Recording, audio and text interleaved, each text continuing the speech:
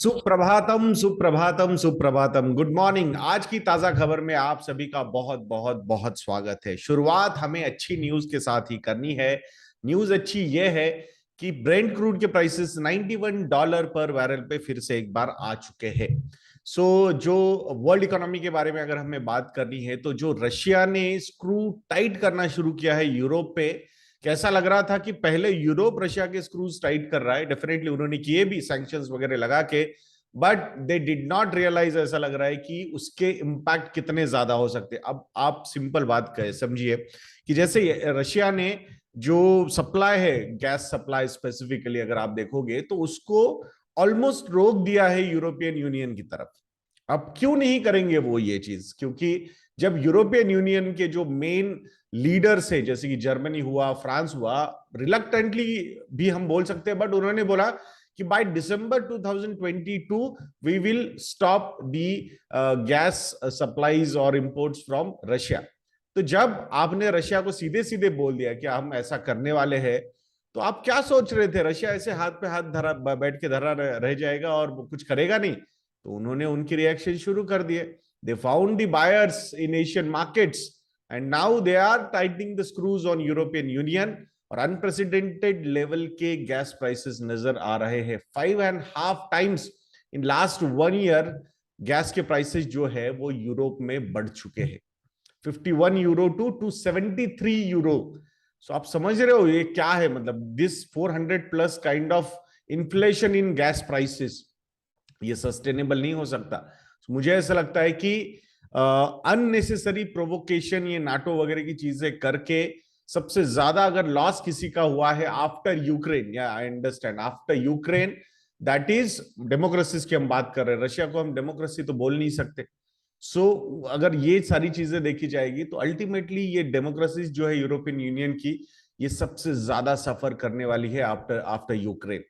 ये जो चीज है, मुझे लगता है एक बहुत बड़ा लेसन सबके लिए हो सकता है। मतलब इट्स नॉट दैट कि Russia is not getting impacted, definitely they are also getting impacted. But democracy में अलग चीज होती है एंड ऑटोक्रेसी में अलग चीज होती है।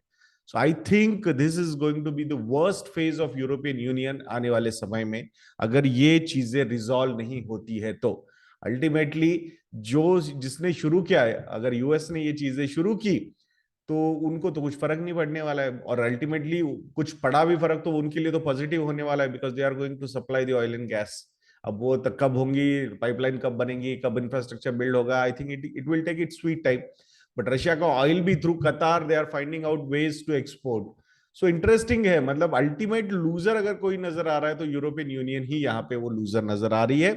Definitely those businesses which are connected with European unions economy, तो उनको थोड़ा सफर करना पड़ सकता है। तो वहां पे ग्रोथ वगैरह तो नहीं होगा, बट स्टैग्नेंसी या फिर डी ग्रोथ की चांसेस आर पॉसिबल। स्पेसिफिकली अगर आप आईटी इंडस्ट्री और फार्मा इंडस्ट्री की बात करोगे तो वहां पे कुछ इंपैक्ट हो सकते हैं।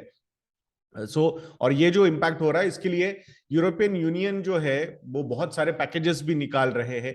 What are packages? Packages is nothing but they are creating debt. ये जो मनी प्रिंटिंग वगैरह, ये फिजिकल पैकेजेस जो निकाल रहे हैं, ultimately some day it needs to be return back. वो कब होगा? That's how the deficits will increase and it will impact the economies over the longer horizon. ये समझना जरूरी है यहाँ पे। अब इंडियन इकोनॉमी के बारे में बात करते हैं।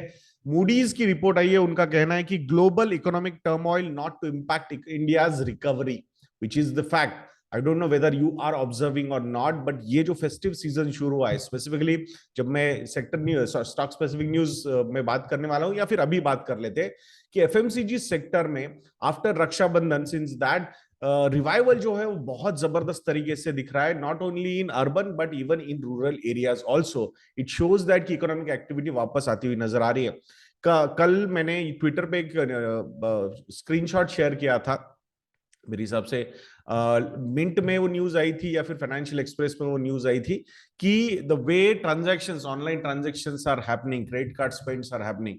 Credit card spends since last 5 months are at 1 point more than 1 lakh crore rupees.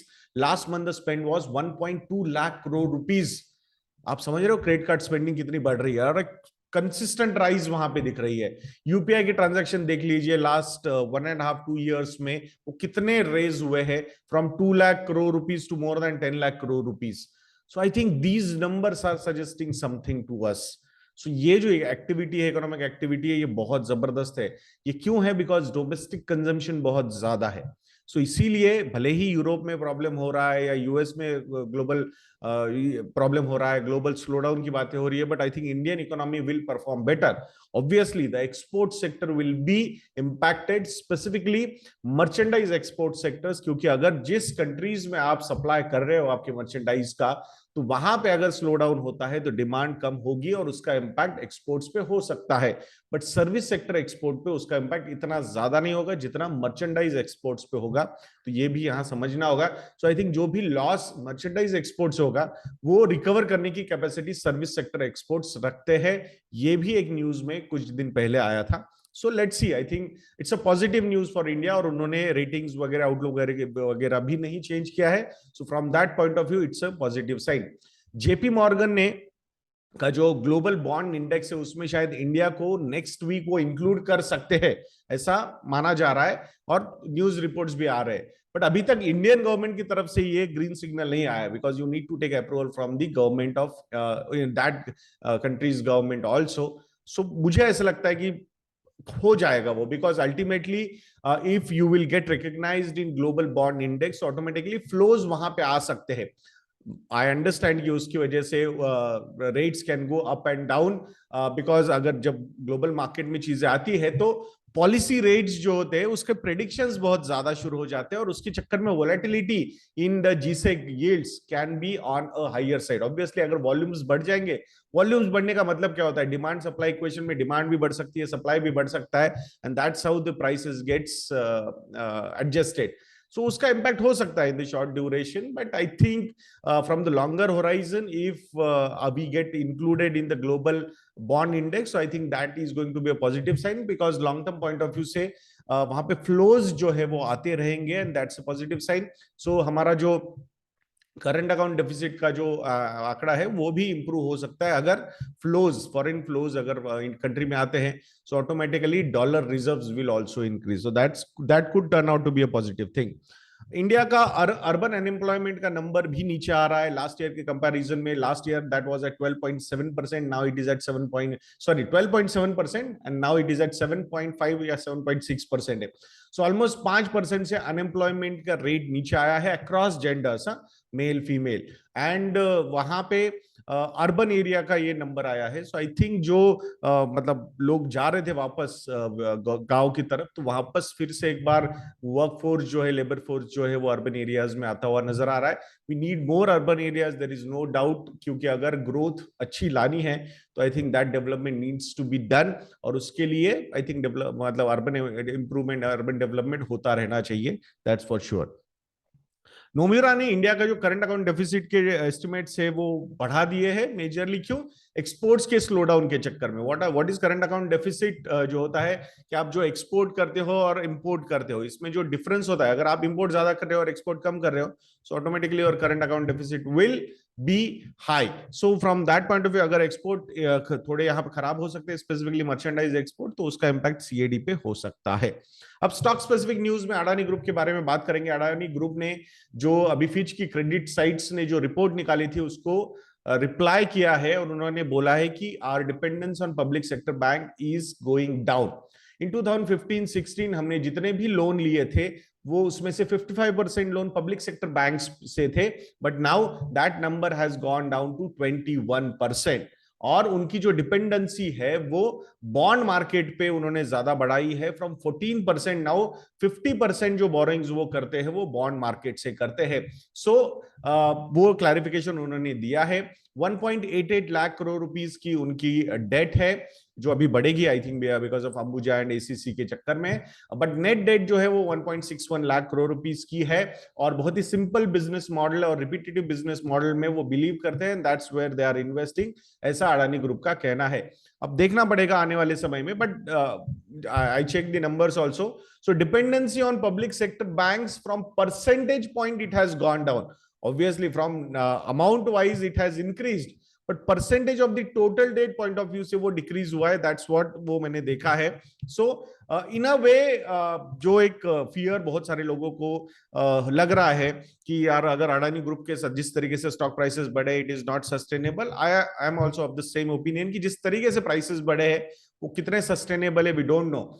So but अगर आप सोच रहे हो कि सारा का सारा पैसा जो वो डेट के पॉइंट ऑफ व्यू से फॉर्म में उठा रहे, डेट फॉर्म में, तो वो पब्लिक सेक्टर बैंक से उठा रहे हैं, तो this is not the reality.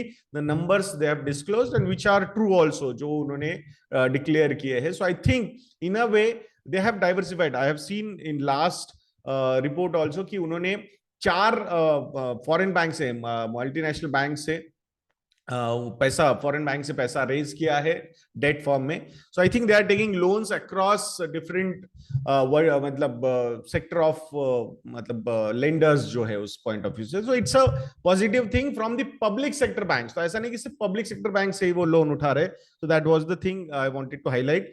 HDFC bank ने 3,000 करोड़ रुपए 81 बॉन्ड्स में उठाए हैं, and that too at the lowest rate in 2022, which is at 7.84%. Even bank of Baroda ने जो 81 में अभी पैसे उठाए थे 81 बॉन्ड्स में, तो उसमें 7.87% से उन्होंने उठाए थे। तो लोएस्ट है, being a private sector bank, still lowest interest paying 81 bonds raise किए उन्होंने 3,000 करोड़ के, which shows the strength of HDFC bank. Flipkart ने होटल बुकिंग सर्विसेज लॉन्च की है हॉस्पिटैलिटी सेक्टर में, बहुत अच्छा मोमेंटम है और ग्रोथ भी काफी अच्छी हो सकती है आने वाले समय में, ऐसा फ्लिपकार्ट का कहना है। and that's why they have launched this service. So everybody is trying to bank on the data which they are having. Huge customer base available है। The apps are reading you, क्या करते हो आप, क्या नहीं करते हो, कहाँ स्पेंडिंग कर रहे हो, कौन से वेबसाइट पे जा रहे हो, क्या नहीं कर रहे हो। आई थिंक ये आप चाहो ना चाहो आपने एक्सेस दिया होगा, तो उसके चक्कर में they have found out, and that's why they must have launched this service. That's how the revenue pipelines get added, ऐसा मुझे लगता है। So that's the power of these online businesses. 1mg जो टाटा ग्रुप ने इसको मेजॉरिटी स्टेक लिया था, उन्होंने $40 मिलियन का पैसा फंड रेज किया है। डेफिनेटली इसमें सबसे ज्यादा पार्टिसिपेशन टाटा डिजिटल इस कंपनी की तरफ से, ये मोर देन 60% का स्टेक 1mg में टाटा ग्रुप का है, टाटा डिजिटल का है। सो आई थिंक यूनिकॉर्न बन चुका है ये, मोर देन $1 बिलियन का वैल्यूएशन इसका हो चुका है। सो आई थिंक ये एक इंडस्ट्री है, बहुत ग्रोथ का स्कोप है, मार्जिन बहुत ज्यादा थे। आप लोगों ने देखा होगा, मतलब मैंने तो एक ऑब्जर्व किया है मेरे आजू बाजू में, घर के आजू बाजू में सबसे ज्यादा अगर कोई शॉप्स है तो वो ऑफलाइन मेडिकल शॉप्स है। तो आप समझ रहे हो कि ये इंडस्ट्री बहुत ही ल्यूक्रेटिव थी शायद, and that's why these big players have entered. Margins were quite high, and ये अनऑर्गेनाइज्ड टू ऑर्गेनाइज शिफ्ट जो होगा वो बहुत फास्ट हो रहा है, ऐसा मुझे लग रहा है। And that's where these companies are banking. So Tata digital ने और पैसा इन्वेस्ट किया है टाटा 1mg में to retain their stake. I think soon even IPOs भी हम इस इंडस्ट्री से देख सकते हैं। एनएससी के एक्स बॉस है मिस्टर रवि नारायण, उनको अरेस्ट किया है ईडी ने, कोलोकेशन स्कैम जो है जहां पे phone tapping and all those things, ये जो गुत्थी है ये सुलझने की जगह और ज्यादा उलझती हुई नजर आ रही है। So I think more arrest are expected in these things, ऐसा माना जा रहा है। So not a good sign for from an exchange point of view. So पुराने कुकर्म शायद इनके लिस्टिंग पे इंपैक्ट कर सकते हैं, ऐसा लग रहा है। सो देखते हैं क्या होता है। Byju's to make financial results for 2020-21 public next week. So I think बहुत सा मतलब एमसीए ने भी उनको नोटिस दी थी कि क्यों अभी तक डिक्लेयर नहीं हुई है चीजें, तो उन्होंने बोला है कि by next week it will get released. I think $23 billion का कुछ वैल्यूएशन पे और एक नया रेज मतलब फंड रेजिंग वो करना चाहते हैं अराउंड $500 मिलियन की। सो उसके पहले आई थिंक बहुत मतलब ये रूल्स एंड रेगुलेशंस को फॉलो करना जरूरी है। सो जो जो रिक्वायरमेंट्स एमसीए की तरफ से आई थी आई थिंक वो फुलफिल कर, लेट बट वो फुलफिल करते हुए नजर आ रही है। सो अगले हफ्ते शायद पता चलेगा हमें बायजूस के रिजल्ट्स क्या है, और शायद कुछ अनाउंसमेंट्स रिगार्डिंग लिस्टिंग भी जल्द होगी, ऐसा माना जा रहा है। सो देखते हैं, लेट्स सी। आई थिंक ये जो स्टार्टअप्स है उन पे प्रॉफिटेबल होने के लिए बहुत ज्यादा प्रेशर है। So because when liquidity gets squeezed at that point of time, raising money is the most difficult job, और वहीं पे मुझे लगता है lot of companies are struggling. I'm not saying Byju's is struggling, but definitely जो ease पहले होती थी, जो valuation पहले मिलते थे, उतने valuations नहीं मिलेंगे, और because risk premium जो है from the investors point of view जो है वो they are not ready to give more premium, so that's the reason. So दोस्तों एक छोटा सा फिर से एक बार अनाउंसमेंट आप लोगों को कर दूं, मोदक के प्रोमो कोड investindia.in पे अवेलेबल है। 50% डिस्काउंट तो मिलेगा ही आपको हमारे ऑल मॉडल पोर्टफोलियोज पे, उसके साथ साथ एक free e learning course on financial planning and investing वो भी आपको मिलेगा, विच कॉस्ट 4,000 रुपीज, जो कंप्लीटली फ्री मिलेगा आपको इसके साथ। सो 50% discount plus this, I think this is a good deal.